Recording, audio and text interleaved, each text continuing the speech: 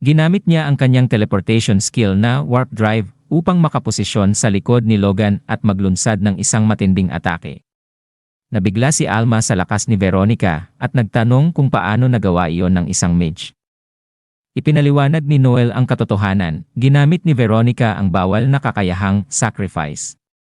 Ang delikadong kasanayang ito ay nagbibigay sa isang mage ng napakalakas na kapangyarihan, kapalit ng isang mahalagang bahagi ng kanilang katawan na inaalay sa kanilang kontraktadong espiritu.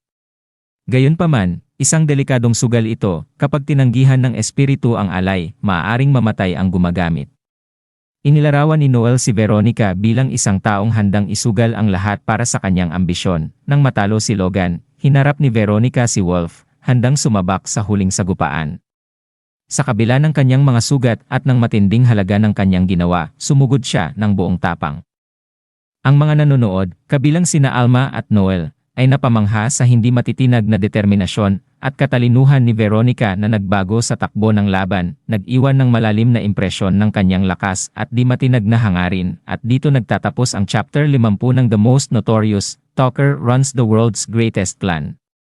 Patuloy lang sa suporta dahil ang susunod na ay ang latest chapter nito. Maraming salamat.